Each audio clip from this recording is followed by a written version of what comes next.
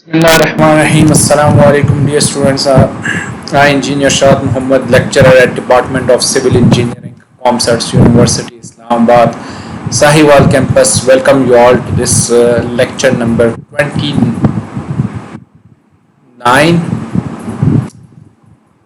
and 29 or maybe 30, lecture number 30. And today we will be solving few problems related to our failure theory. And in previous lecture we studied that how are we going to classify failure. Materials were first classified into two basic categories: ductile materials and brittle materials. Ductile materials fail due to yielding or plasticity, and furthermore at a microscopic level, that is atomic readjustments. And ductile material do allow some plasticity, and they do primarily they fail due to shear failure, while brittle materials are those materials which do not allow deformation of any kind and do not allow yielding. So at microscopic level, materials do not readjust its atomic structure, and hence they fail. Furthermore, we studied that how we are going to transform the stresses and how are we going to link that with the failure criteria.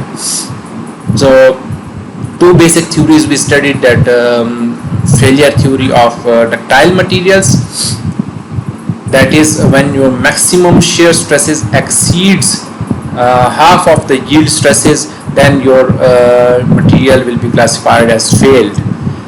While for theory of brittle materials, we studied that when your maximum or principal stresses exceeds fracture stresses, then your material will be considered as failed. So these were the two fundamental classification of failure theories, and there are almost 5 to 6 failure theories given by different various researchers, and many are applicable and many are relevant to some specific ductile materials, and many theories are specific to brittle materials. However, when you will specialize in your basic courses, then you will be knowing many other theories in details. Today we will be solving one of the problem related to this our previous lecture. This will be our example problem number 7.11, and the cast iron pipe. This is the cast iron pipe. Shown has 6-inch outer dia. Outer dia is 6 inches and 5 inches inner dia. So this is hollow iron pipe. Pipes are hollow. Remember it. Pipes are always hollow. They are bars which are not hollow. It is subjected to simultaneous bending and twisting, combined loading case. Okay. So simultaneously together bending and twisting are applied. You can see that torsional force is applied and bending moment is applied. You can see that double arrows are shown for torsion, and double arrows are shown for bending moment. Alright, the bending moment is 250 kilopounds inch. 10 raised to power 3 represents kilo. Mega is 10 raised to power 6, and giga is 10 raised to power 9, and I think exa is 10 raised to power 12. So cast iron is generally treated as brittle material. So cast iron is classified as brittle material. So we studied in our previous lecture that fundamentally you have to classify based on its behavior, that either brittle material theory should be applied or ductile material theory should be applied, failure theory should be applied. All right. Its strength measured in uniaxial tension is 30 ksi. Tensile strength is 30 ksi. Okay, tensile strength is 30 ksi, and this is uniaxial stress. Tensile stress is uniaxial stress. Remember, that is sigma x. Determine the points on the pipe that failure under combined bending and twisting would occur. Means now it's stating that you have to determine that point on which maximum stresses will occur for both bending and twisting. Remember, bending is maximum at the outermost fibers, and twisting, torsion is also maximum at outermost fibers. Torsion is 0 at the neutral axis, centroid, and bending stresses are 0 at the neutral axis. So you need not to consider the neutral axis because already stresses are negligible at that point. So periphery is most important in this case. Consider the points on the pipe that failure under combined bending and occurs. Okay, that point is outermost periphery. Determine the torque that together with the bending will cause failure. So it states that okay, torsional force you do not know, you have to find it. How you are going to find it? You are aware that only axial stresses are known and bending moment is known. So with the help of these two parameters you can find the torsional force. Okay, draw Mohr circle for this element. You have to draw the Mohr circle too. Draw the principal stress element and show the orientation of the failure plane. You have to draw the principal stress element and show the orientation of the failure plane. Very interesting. How we are going to solve it? Solution. Because the material is modeled as brittle, failure is determined by maximum tensile stress. So we previously studied in detail that materials are classified into categories, and further we also studied that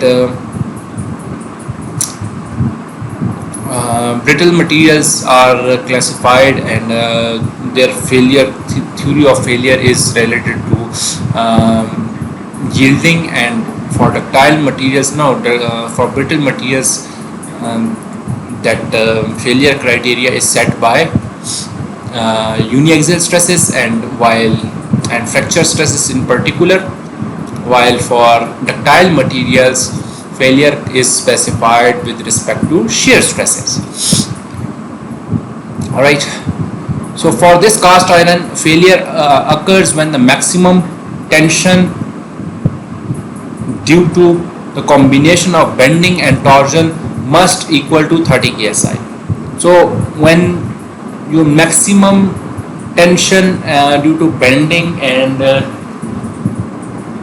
torsion is equal to 30 ksi, your failure will occur. Okay, all right.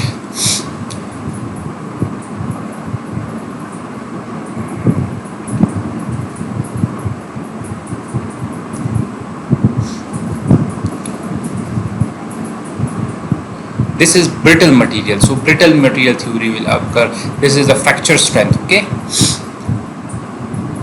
bending produces normal stresses in x direction. Okay, maximum is at the top of the pipe, that is y is maximum, y max. The other normal stress is at this point are 0. Torsion produces shear stresses that are maximum at the outer diameter, so failure must occur on the top of the pipe. So both bending stresses and shear stresses are maximum at the outermost periphery. Alright, so bending stresses in x direction is my divided by I. M is the bending moment. Always remember, this is the bending moment at the point, and this point should be considered as the maximum bending moment within your whole beam. M is 50 to 50 kilo-pound inch, and Y is total is 6-inch diameter. So from center towards the outermost periphery, that is 3 inches, and I is the moment of inertia. And you can see that this is not polar moment of inertia, this is simple moment of inertia. Alright, pi r 4 divided by 4. Okay.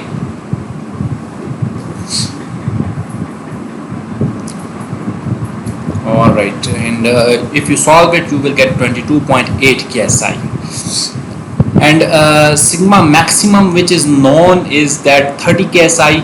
That is the maximum tensile stress in one direction, and you can see that that maximum stress is equal to average stress plus shear stress. So average stress is sigma x plus sigma y divided by 2, but sigma y is 0. And similarly, tau max is equal to, tau max formula is given by this one. You can see this this formula you are applying, and you are putting the values. So tau max value is unknown, but this tau value is unknown, tau xy. So with the help of that is equal to 30 ksi, all are unknown. So tau max, tau xy you can find. I have calculated that is 15 point something. I don't know why he has calculated 14.7473. There are some calculation errors. Anyhow, you can revisit this calculation and solve it by your own self. If you find error, then do contact the book editors for the correction purposes. Okay, that is some productive feedback. From sigma max is equal to 30 ksi, solve it for this, and you are aware that shear is this much. So shear stress is known. P is the radii at which maximum shear stress will occur, torsional stress will occur, and IP is the polar moment of inertia. So there is a variation in polar moment of inertia formula. They are not the same.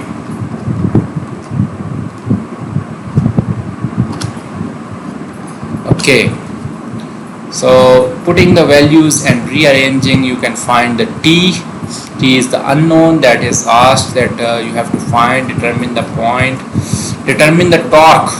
Torque is the force. Torque is force. Torsion is a stress, torsional stresses. Okay. So rearranging, we obtained 323 kilo-pound inch. 323 kilo-pound inches. Okay. So shear stress is known, that is positive. So positive shear stress is known. This direction is wrong. It should be upside. Okay. Another correction. And y-axis there is no stresses, and uniaxial there is fracture stresses, and that is maximum bending stresses, that is 22.8. This is your original stress block. Now what it states, that draw the Mohr circle for this element, draw the principal stress element and show the orientation. So we have to draw the principal stress element. So you can see that points on the Mohr circle. First you have to draw. What is the process of drawing a Mohr circle? The process is very simple. First you have to draw the Cartesian coordinate system, that is x and y, 2D, and you have to replace x with the uniaxial stresses, principal stresses, and y with the shear stresses. Secondly, what you have to do is you have to locate the centroid of the circle, and centroid is average stresses comma zero stresses. So average stresses you are going to find very easily. This axial plus y, that is 0, divided by 2, you will have 22.8 divided by 2. And here another correction is this, that comma 0 is required, because you are there are a lot of mistakes in this book. I don't know, people have not gone through it. Anyhow, there should be comma 0, because this is coordinates, and coordinates are in pairs. Coordinates are in pairs and plane. So 22, this you will plot it here. Then you will locate the position of original stress block, which is this one. Okay, you can see that point B, this is x positive and shear is negative. Okay, shear is negative, so shear is negative above the principal stresses and negative positive below the principal stresses. This is the fundamental of Mohr circle. Alright, so these are the points. Secondly, point C. Point C is 0, y-axis is 0, and this force is positive. This is away, this is positive. Okay, so positive is downward, downside. So what is the angle of projection? So you can very easily calculate with the help of solving the triangle. You know that within Mohr circle there are two theta principal, and this is your y-axis, that is tau xy, and this is tau max, and this is your average stresses. How are you going to find it? You are very easily going to find it with the help of this formula, and you have studied this derivation, and you just place the values, and this is minus 52.26 minus, okay, so minus is above, counterclockwise. So one thing which we studied, that when you are in Mohr circle, your angle, if that is counterclockwise, that is positive, and if that is clockwise, that is negative. However, if your Mohr circle is having counterclockwise angle, so in reality your angle is in out of the Mohr circle, that is counterclockwise. That is, if in Mohr circle that is clockwise, then in out of the Mohr circle that will be counterclockwise. If out of the Mohr circle is clockwise, then in Mohr circle that will be counterclockwise. Alright, so the radius of the circle, very easily you can calculate. Tau max is equal to under root or square root, and this formula, y-axis is 0. So you have found this, and minimum, and this one principal stresses. How are you going to calculate? You have found the stresses. This is the average stresses, mean stresses, plus this diagonal of the radius of the circle. You will reach to maximum principal stresses, and on the other side, this point plus minus this one will get the minimum principal stresses. So minimum is equal to mean stresses minus sigma max.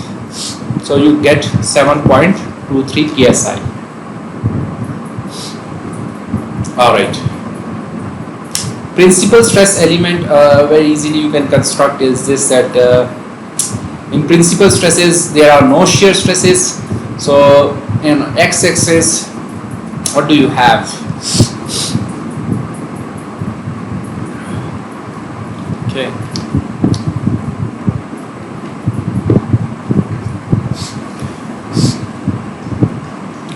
These are maximum stresses are this one 30 ksi and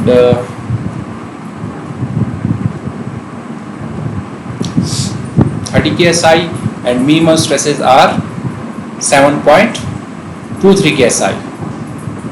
So with horizontal, what is x-axis making? That is making, if that is 52.26, half of the angle, and also that is counterclockwise, then this angle will be clockwise in reality. Okay.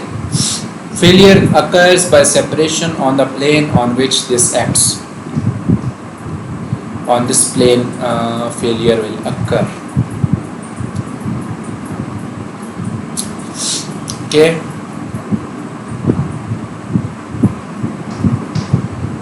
This is the angle of this plane.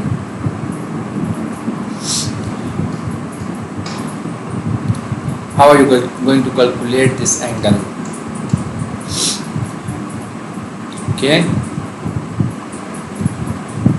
this angle. Okay, you have studied almost 3-4 lectures before that. How are you going to calculate the angle with the normal axis? So 90 minus this 26.13, you will obtain 63.87. So that's it for today, and in our upcoming lecture we will solve another problem. Thank you. Assalamu alaikum.